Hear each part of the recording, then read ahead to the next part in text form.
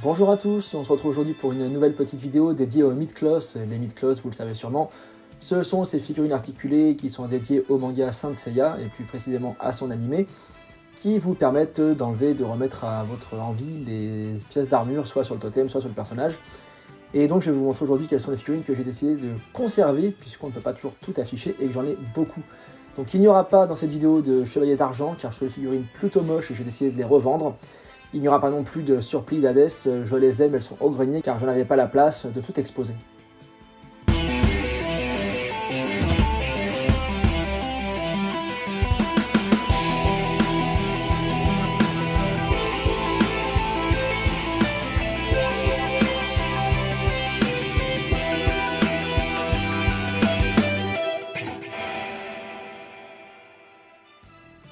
On va donc démarrer avec les Mid-Cloth de bronze.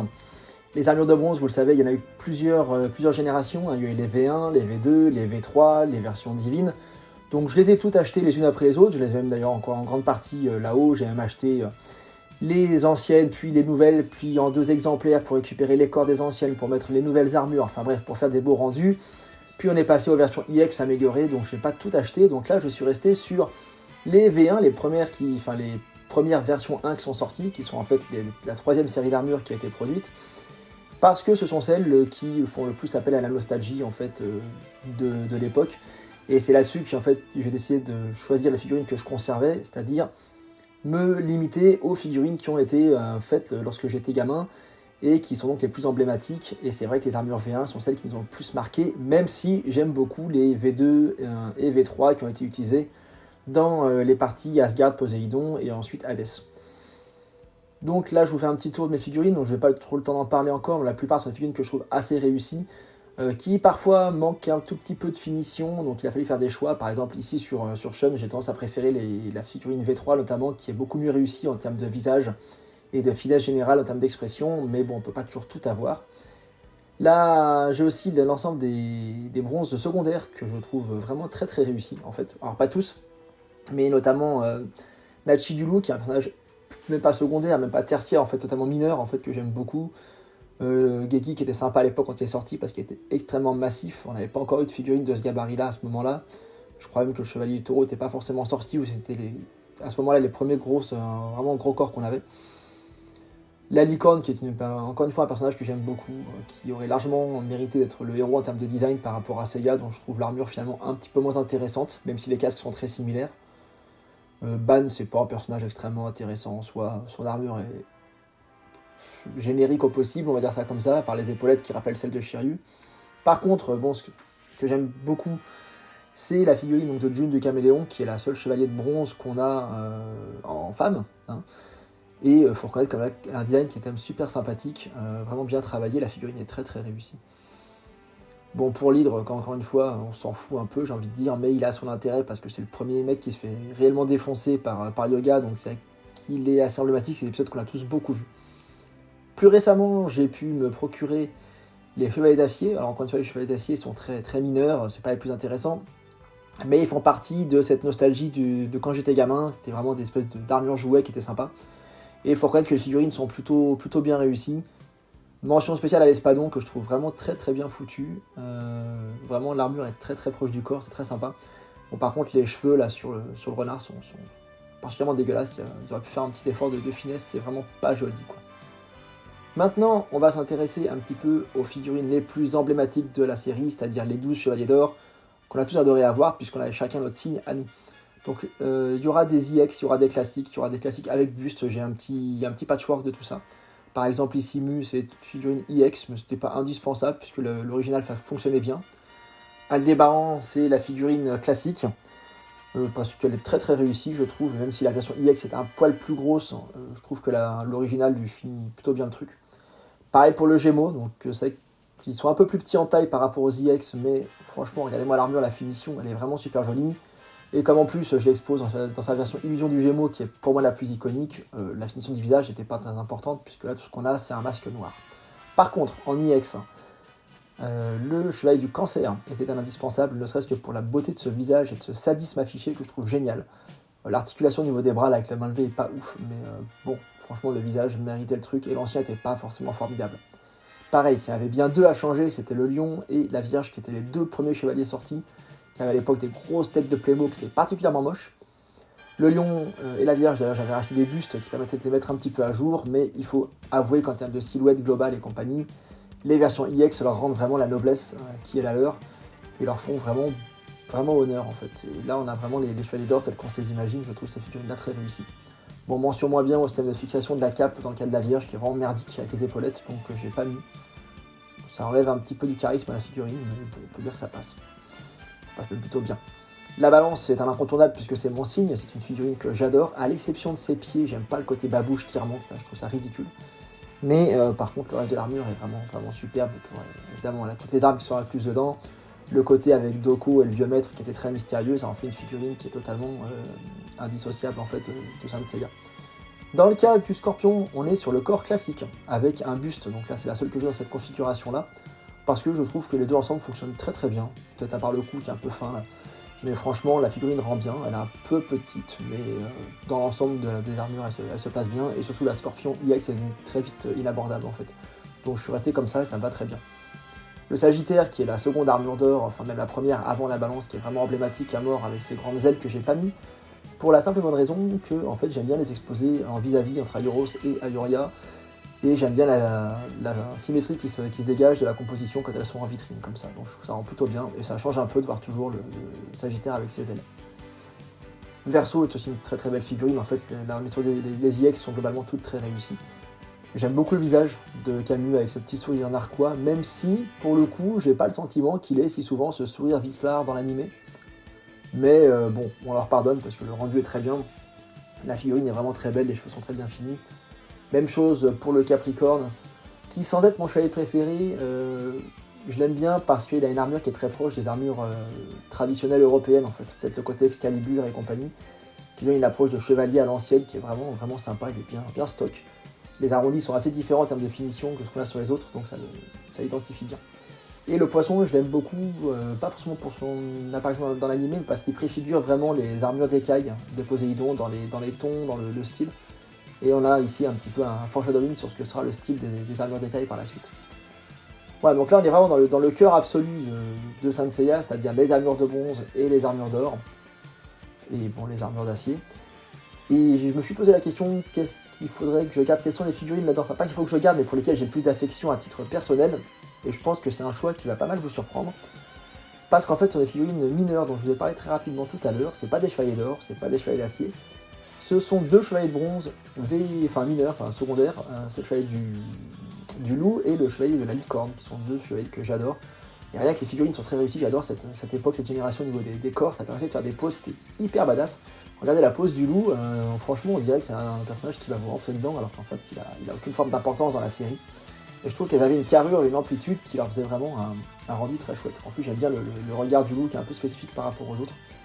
C'est une figurine que j'aime beaucoup, j'ai bu également. Et le côté en fait armure mat, je trouve plus intéressant que les armures super brillantes qu'ils ont fait sur les V1 principales. Donc j'ai vraiment beaucoup le rendu qui est très très proche de l'anime pour moi. Donc là on est vraiment dans les figurines que j'aime le plus, hein, c'est con, mais bon, c'est comme ça, on choisit pas.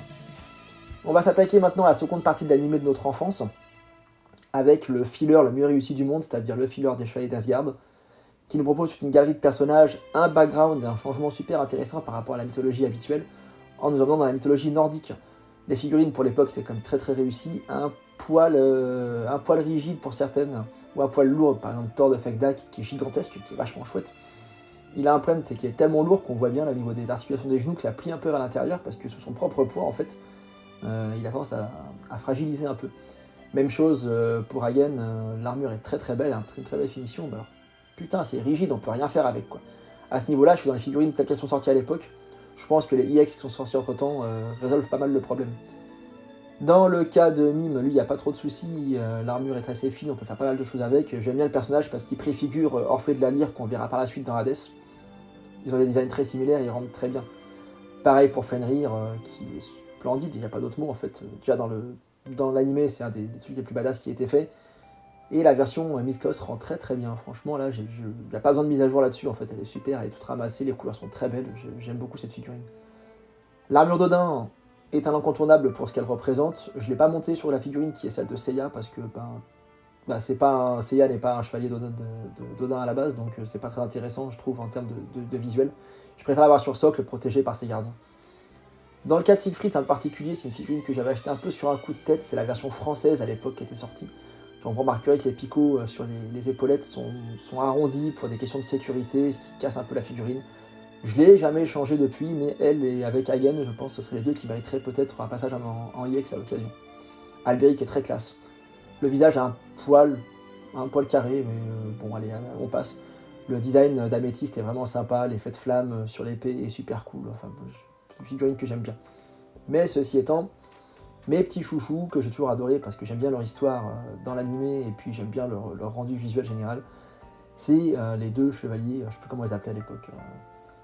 C'est Zeta et je sais plus quelles sont leurs lettres grecques qui correspondent. Mais admettons, c'est pas grave.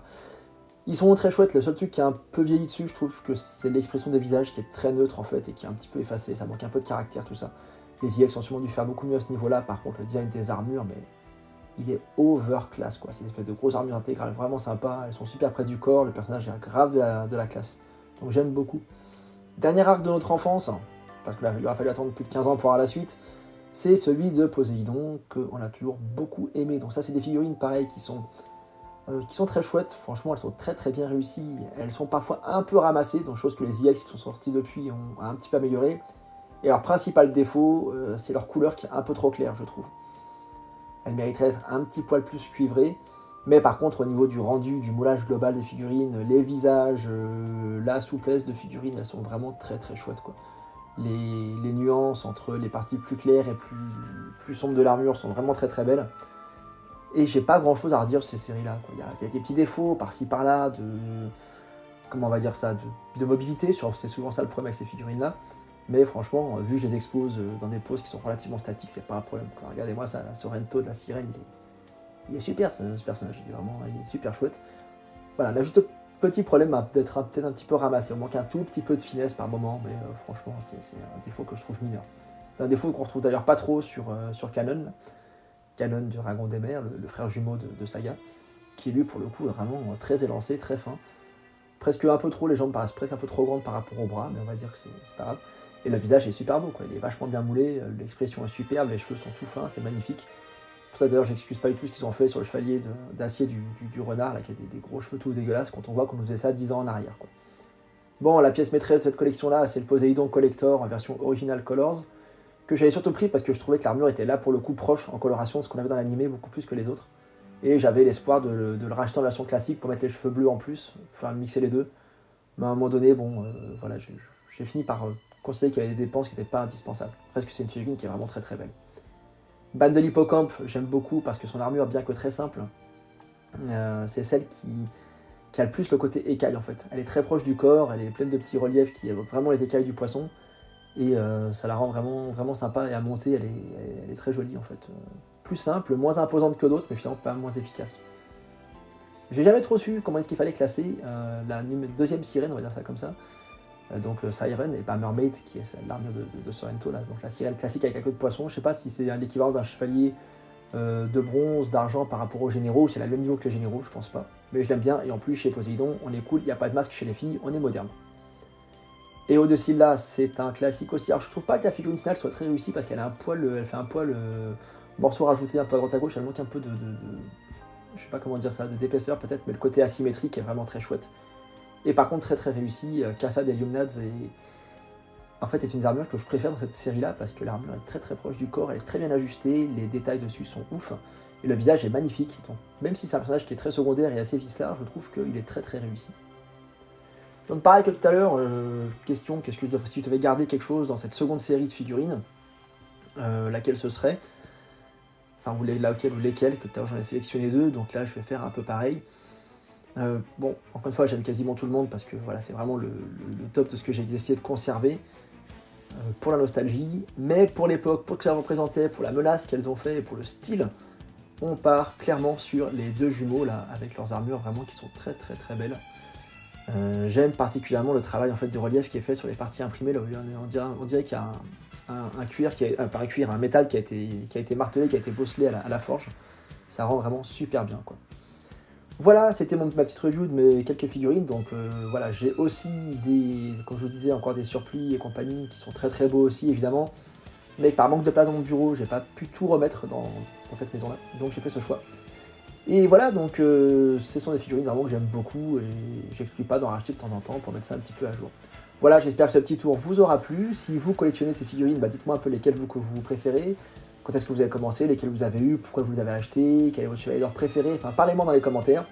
Moi je vous invite à vous abonner à la chaîne, ça vous a plu, et je vous ferai quelques petites reviews un peu plus en détail d'autres collections dans pas très longtemps. Allez, à bientôt, portez-vous bien, ciao.